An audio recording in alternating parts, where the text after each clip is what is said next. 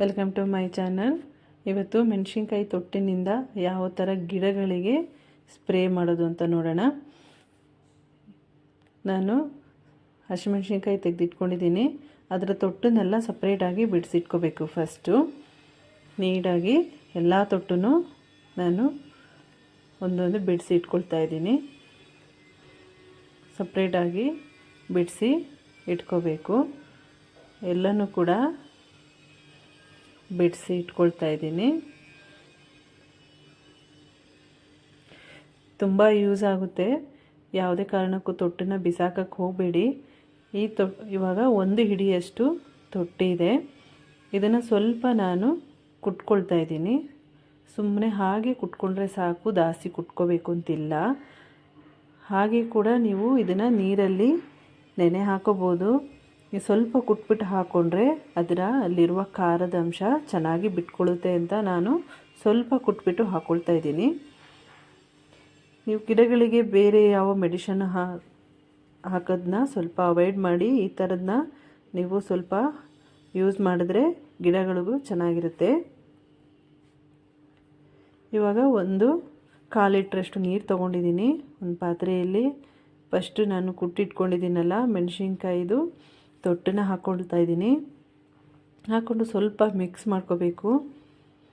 Mix ಮಾಡ್ಕೊಂಡು ಆದಮೇಲೆ ಇದನ್ನು ಒಂದು 5 ರಿಂದ 6 ಗಂಟೆ ಹಾಗೆ ನಾನು ಮುಚ್ಚಿಟ್ಕೊಳ್ತಾ ಇದ್ದೀನಿ.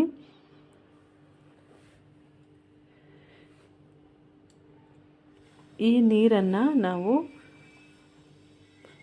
ಎಲ್ಲ ಗಿಡಕ್ಕೂ ಯೂಸ್ ಮಾಡ್ಬೋದು. ಗಿಡದಲ್ಲಿ ಇರುವೆ ಇರುತ್ತಲ್ಲ, ಅದಕ್ಕೂ ಕೂಡ ಯೂಸ್ ಮಾಡ್ಬೋದು. ಇರುವೆ ಕೂಡ ಬರಲ್ಲ. ಮತ್ತು ಗಿಡದಲ್ಲಿರುವ ಚಿಕ್ಕದಾಗಿರುವಂಥ ಹುಳಗಳು ಕೂಡ ಬರಲ್ಲ.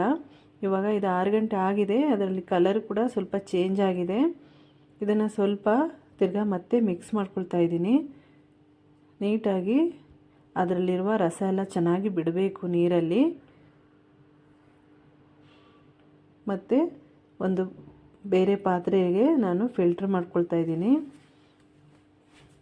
ನೋಡಿ, ಇವಾಗ ನೀರಿನ ಕಲರ್ ಕೂಡ ಗೊತ್ತಾಗುತ್ತೆ, ಗ್ರೀನಿಶ್ ಆಗಿದೆ. ಅದೇ ನೀರಿಗೆ ನಾನು ಒಂದು 4 ಕರ್ಪೂರನ ಸಣ್ಣಕ್ಕೆ ಪುಡಿ ಮಾಡಿ ಹಾಕ್ಕೊಳ್ತಾ ಇದ್ದೀನಿ. ನೀಟಾಗಿ ಪುಡಿ ಮಾಡ್ಕೋಬೇಕು, ದಪ್ಪವಾಗಿರಬಾರ್ದು. ಚೆನ್ನಾಗಿ ನೈಸಾಗಿ ಪುಡಿ ಮಾಡಿ ಹಾಕ್ಕೊಂಡಿದ್ದೀನಿ. ಇವಾಗ ಅದನ್ನು ಚೆನ್ನಾಗಿ ಮತ್ತೆ ಅದರಲ್ಲಿ ದಪ್ಪ ಇರುವ ಕರ್ಪೂರನೆಲ್ಲ ಚೆನ್ನಾಗಿ ಮಿಕ್ಸ್ ಮಾಡ್ಕೊಳ್ತಾ ಇದ್ದೀನಿ. ಚೆನ್ನಾಗಿ ಪುಡಿ ಮಾಡ್ಕೋಬೇಕು. ಇವಾಗ ಚೆನ್ನಾಗಿ ಪುಡಿ ಮಾಡ್ಕೊಂಡಾದಮೇಲೆ ನಾನು ಈ ನೀರನ್ನು ಮತ್ತೆ ಫಿಲ್ಟ್ರ್ ಮಾಡ್ಕೊಂಡಿದ್ದೀನಿ. ಫಿಲ್ಟ್ರ್ ಮಾಡಿಕೊಂಡು ಬೇರೆ ಪಾತ್ರೆಯಲ್ಲಿ ಇಟ್ಕೊಂಡಿದ್ದೀನಿ. ಕರ್ಪೂರದ ಪೀಸು ದಪ್ಪ ಇದ್ದರೆ ಸ್ಪ್ರೇ ಮಾಡುವಾಗ ಸಿಗಾಕೊಳ್ಳುತ್ತೆ. ಅದರಿಂದ ನಾನು ಚೆನ್ನಾಗಿ ಫಿಲ್ಟ್ರ್ ಮಾಡ್ಕೊಂಡಿದ್ದೀನಿ. ನೈಸಾಗಿ ಪುಡಿಯಾಗಿದ್ದರೆ ಫಿಲ್ಟ್ರ್ ಮಾಡ್ಕೋಬೇಕು ಅಂತಿಲ್ಲ. ಇವಾಗ ಇದನ್ನು ನಾನು ಒಂದು ಸ್ಪ್ರೇ ಬಾಟ್ಲಿಗೆ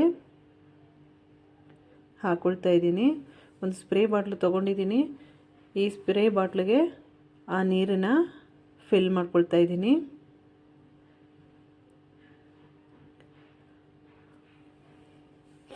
ತುಂಬ ಯೂಸ್ ಆಗುತ್ತೆ. ಒಂದ್ಸರಿ ಟ್ರೈ ಮಾಡಿ. ಈ ಥರ ನೀವು ಮತ್ತೆ ಬೇರೆ ಯಾವುದೇ ಮೆಡಿಷನ್ ಕೂಡ ಹಾಕಬೇಕು ಅಂತಿಲ್ಲ.